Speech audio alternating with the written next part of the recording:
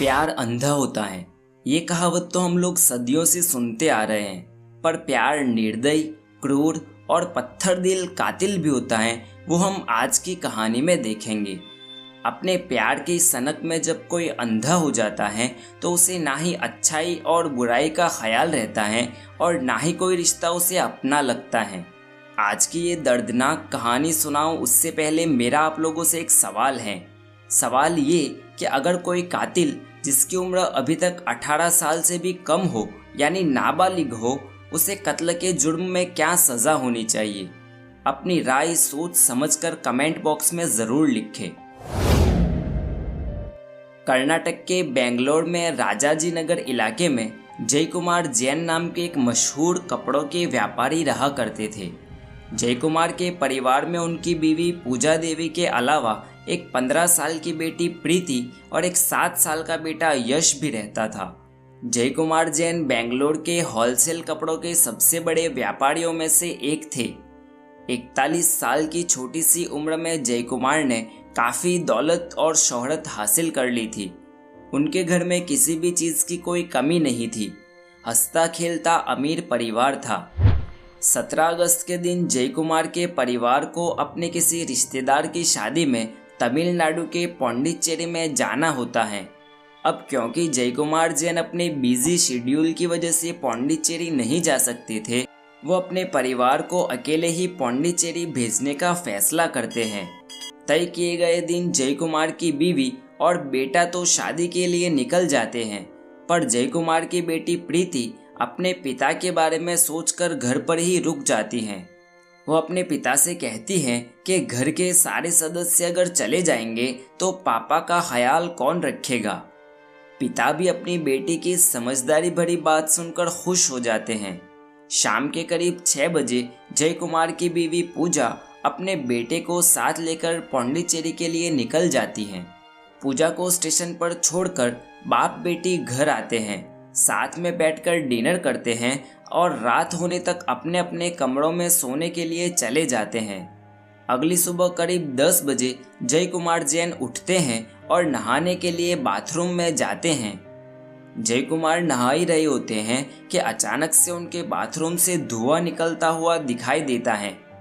साथ ही बाथरूम की खिड़की से आग की लपटें निकलती हुई दिखाई देती हैं। बाथरूम की एक खिड़की घर से बाहर भी थी, तो बाहर से भी आग की लपटें दिखाई देती हैं। इधर एक तरफ बेटी प्रीति मदद के लिए चिल्लाती हैं, दूसरी तरफ लोग भी आग की लपटें देखकर घर की ओर भागते हैं। सब लोग मिलकर बाथरूम का दरवाज़ा खोलते हैं तो देखते हैं कि जय कुमार जैन बुरी तरीके से आग में लिपटे हुए हैं। जैसे तैसे करके आग को बुझाया जाता है और जय कुमार जैन को बाहर निकाला जाता है। इतनी देर में एम्बुलेंस और फायर ब्रिगेड की टीम भी पहुंच जाती है। जय कुमार जैन को बाथरूम से बाहर निकलकर उनकी जांच की जाती है तो पता चलता है कि आग की वजह से उनकी मौत हो चुकी थी। पुलिस घर पे मामला संभालती है और जय कुमार जैन की डेड बॉडी को पोस्टमार्टम के लिए भेज दिया जाता है। जय कुमार की बॉडी को पोस्टमार्टम में भेजने के बाद पुलिस अपनी प्राथमिक जांच शुरू करती है। घर में प्रीति के अलावा कोई और था नहीं, तो पुलिस प्रीति से ही अपनी जांच की शुरुआत करती है। प्रीति पुलिस को अपने बयान में बताती है कि रविवार की सुबह उठने के बाद वो हमेशा की तरह मॉर्निंग वॉक के लिए गई थी। जब वो वापस लौटी तभी उसने अपने पिताजी के बाथरूम से आग की लपटें निकलती हुई देखी, जिसके बाद उसने पड़ोसियों को मदद के लिए बुलाया। शायद शॉर्ट सर्किट की वजह से बाथरूम में आग लग गई होगी, जिसकी वजह से शायद उनकी मौत हो गई। पुलिस को भी तो ऊपर ऊपर से यही लग रहा था। पुलिस को सिर्फ पोस्टमार्टम रिपोर्ट का इंतज़ार था। एक बार पोस्टमार्टम रिपोर्ट आ जाती तो उसके बाद पुलिस भी इस केस को एक्सीडेंटल डेथ दिखाकर बंद कर देती। पर 2 दिन बाद जब पोस्टमार्टम रिपोर्ट आई तो पुलिस के साथ साथ सभी के होश उड़ जाते हैं, क्योंकि जो बात पोस्टमार्टम रिपोर्ट में बताई गई थी वो इस घटना के 2 दिन गुजरने तक किसी पुलिस वाले के भी ख्याल में नहीं आई थी। पोस्टमार्टम रिपोर्ट में साफ मेंशन किया गया था कि जय कुमार जैन की मौत आग या धुएं की वजह से नहीं बल्कि गला कटने की वजह से हुई है। यानी आग लगने से पहले ही किसी ने जय कुमार जैन का गला काट के उनकी हत्या कर दी थी। पुलिस अब और ज़्यादा परेशान हो जाती है। जिस केस को एक्सीडेंटल डेथ दिखाकर बंद करना था, उसमें एक नया ही ट्विस्ट आ गया था। अब पुलिस को ये पता करना था कि आखिर किसने और क्यों जय कुमार जैन को काटा और फिर जला दिया, और जय कुमार को मारने के बाद भी बेटी प्रीति को क्यों छोड़ दिया गया। और तो और बेटी ने भी अभी तक की पूछताछ में किसी का नाम तक नहीं लिया था। अब पुलिस इस केस को एक मर्डर केस की नज़र से देखना शुरू करती है। पुलिस सबसे पहले जय कुमार जैन की 15 साल की बेटी प्रीति को पूछताछ के लिए बुलाती है और उससे एक बार फिर से सवाल जवाब करती है। इस बार प्रीति पुलिस को वही कहानी सुनाती है कि रविवार की सुबह वो पड़ोस में अपने दोस्त से मिलने गई, जहां से वापस लौटी तब उसने अपने पापा के बाथरूम से धुआं निकलता हुआ देखा। याद रहे कि प्रीति ने अपने पहले बयान में पुलिस को बताया था कि वो मॉर्निंग वॉक पर गई थी। इसके बाद भी पुलिस ने प्रीति से यहाँ तक पूछ लिया कि उस दिन उसने किसी को घर में आते या जाते हुए देखा था, तो प्रीति ने उसका भी इनकार कर दिया। पुलिस आसपास के लोगों से भी पूछताछ करती है, पर वहाँ से भी पुलिस को कुछ भी हाथ नहीं लगता। पुलिस एक बार फिर से प्रीति को पूछताछ के लिए बुलाती है और उससे पूछती है कि घर में सबसे पहले मदद के लिए कौन आया था। इसके जवाब में प्रीति बताती है कि पड़ोस में रहने वाला प्रवीण नाम का एक 19 साल का लड़का सबसे पहले मदद के लिए आया था। पुलिस उसे भी पूछताछ के लिए बुलाती है, पर प्रवीण के इंटरोगेशन से भी पुलिस के हाथ में कुछ भी नहीं लगता। अब पुलिस को लगता है कि हो न हो जय कुमार जैन की बेटी प्रीति ही कुछ न कुछ छुपा रही है, क्योंकि सबसे पहले तो प्रीति 2 ही दिन में 2 अलग अलग बयान दे चुकी थी। दूसरा ये कि घर में आके कोई एक इंसान को काट के उसके बाद आग लगा के चला जाता है और उसे भनक तक नहीं लगती। अब पुलिस कुछ सख्ती से पेश आती है और 15 साल की प्रीति को हिरासत में लेती है और उससे सख्ती से पूछताछ करती है। शुरुआत में प्रीति वही घिसी पिटी कहानी सुनाती रहती है, पर जब पुलिस उसके सामने सब कुछ तर्क रखती है और सख्ती दिखाती है, तो उसके बाद प्रीति टूट जाती है और कबूल कर लेती है कि हाँ, मैंने ही अपने पिता का कत्ल किया है। एक 15 साल की लड़की अपने ही पिता का कत्ल क्यों करेगी, और वो भी गला काट के, और बाद में अपने ही पिता को कोई क्यों जला देगा। पुलिस ने जब प्रीति से इन सब के बारे में सवाल किए, तब जाकर सामने आई दिल को कचोट के रख देने वाली दर्दनाक कहानी।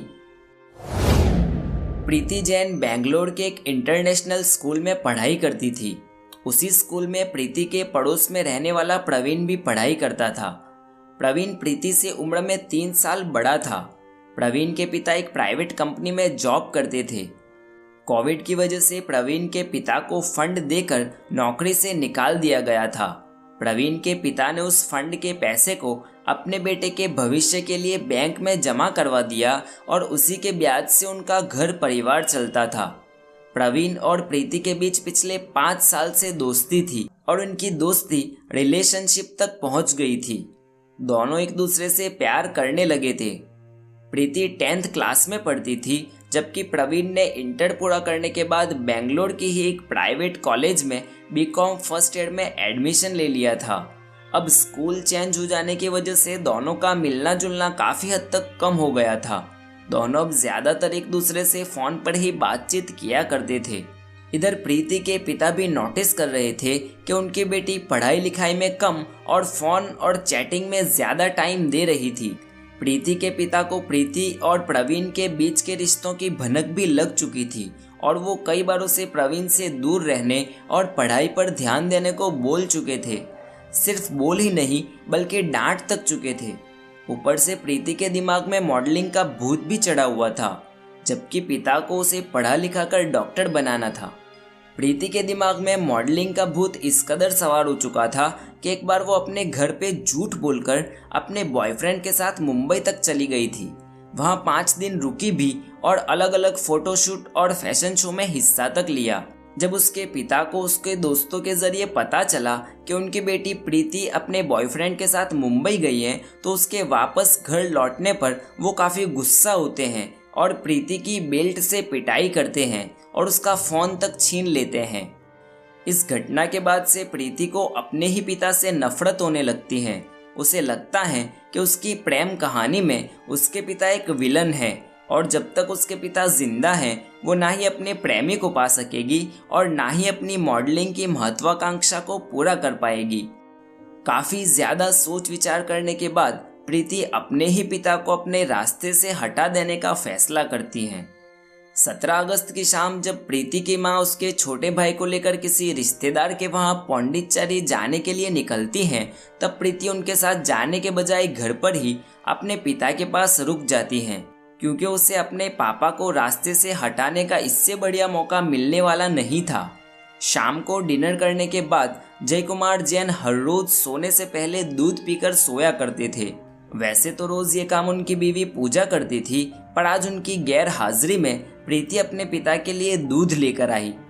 प्रीति ने पहले से ही अपने प्लान के मुताबिक अपने बॉयफ्रेंड प्रवीण से नींद की गोलियां मंगवा रखी थी। दूध में नींद की 6 गोलियां मिलाकर प्रीति ने अपने पिता को दूध दे दिया। दूध पीने के बाद जब जय कुमार जैन सो गए तब प्रीति ने अपने बॉयफ्रेंड प्रवीण को फ़ोन करके बुलाया और दोनों ने मिलकर नशे में सोए हुए जय कुमार को चाकू से मार मार कर मौत के घाट उतार दिया। जब इन दोनों को तसल्ली हो गई कि जय कुमार की मौत हो गई है, तब इन दोनों ने जय कुमार की डेड बॉडी को घसीटकर बाथरूम में ले गए और उसे आग लगा दी। इसके बाद की कहानी तो आप लोग सुन ही चुके हैं। पुलिस ने प्रीति और उसके बॉयफ्रेंड प्रवीण को गिरफ्तार कर लिया। प्रीति नाबालिग होने की वजह से उसे बाल सुधार गृह में भेज दिया गया, जबकि प्रवीण को पुलिस ने जेल भेज दिया। यहाँ पर एक गौर करने वाली बात यह भी है कि अपने गुनाह का पर्दाफाश होने के बाद भी प्रीति को कभी भी अपने किए पर पछतावा या अफसोस नहीं हुआ। अब आप जरा जय कुमार जैन की बीवी पूजा देवी की हालत के बारे में सोचिए, जिन्होंने एक ही पल में अपने पति और बेटी दोनों को एक साथ गंवा दिया। गुस्सा और बदले की भावना से लिया गया एक कदम इंसान की पूरी जिंदगी पलट कर रख सकता है। ठीक वैसी एक कहानी है प्रिंसी तिवारी की, जिसके पिता को अपनी बेटी की प्रेम कहानी पर ऐतराज था, तो पिता ने ही अपनी बेटी को मार के उसके बदन के टुकड़े कर दिए थे। यहाँ पर क्लिक करके आप देख सकते हो।